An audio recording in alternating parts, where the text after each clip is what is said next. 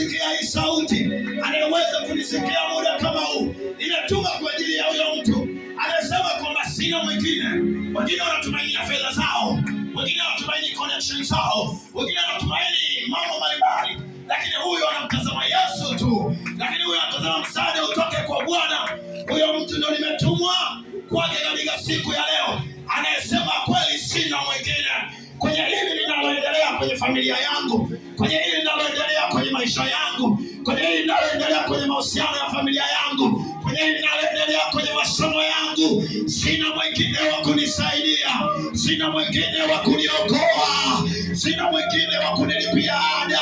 Sijui itakuwaje, sijui itawezekanaje, mbona inakuwa hivi. Na huu ugonjwa ambao unasumbuliwa nyumbani umekuwa ni wa shida mno, zinahitajika fedha nyingi sana, na madaktari wamesema haiwezekani, lakini sina mwingine.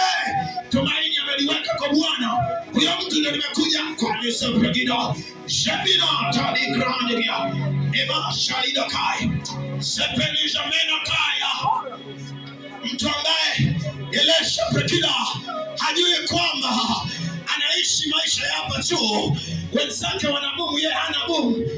Kula yake tu ni unga mwana. Yes, kuna vitu anashawishika kufanya. Amesema mimi sitauza mwili wangu, sitafanya biashara ya mwili wangu. Ninamtegemea Jehova, ninamtegemea Yesu. Nimetuma kwa ajili ya huyo mtu, nimetuma kwa ajili ya huyo mtu ambaye ameliweka tumaini kwa Bwana, ambaye anamtazama Bwana peke yake. Anasema sina mwingine, anasema sina mwingine. Nimetuma kwa ajili ya huyo mtu, nimetuma kwa ajili ya huyo mtu.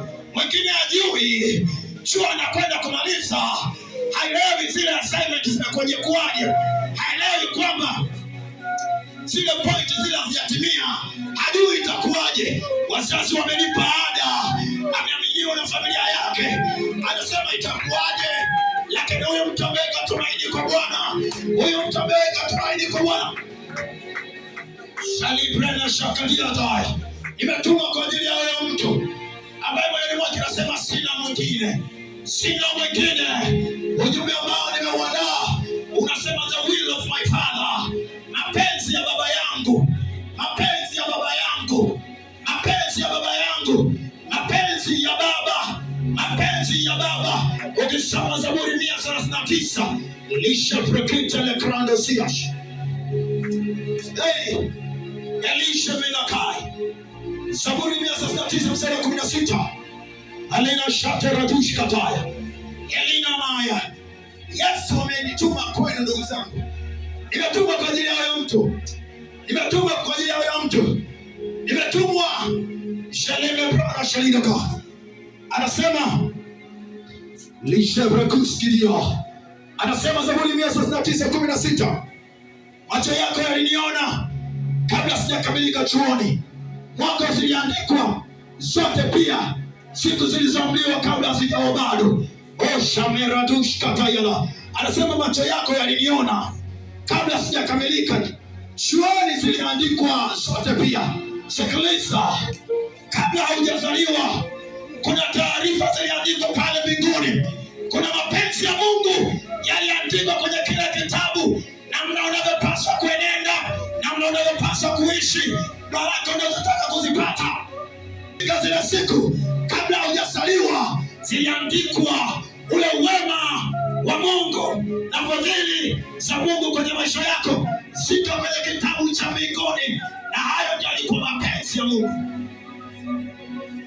hayo ndio mapenzi ya Mungu. Sasa sikiliza, mapenzi ya Mungu, familia yako iwe na afya njema, hayo yaliandikwa kwenye kile kitabu. Mapenzi ya Mungu, ndugu wangu, usisome kwa shida. Hata kama umekosa Mungu, Bwana anaweza kuinua watu. Hayo ni kwa mapenzi ya Mungu. Mapenzi ya Mungu yaliandikwa kabla hujaanza hata shule. Ndugu zangu, mapenzi ya Mungu yaliandikwa kwenye elimu yako, kwamba my son, my daughter, hautakuwa mkia sababu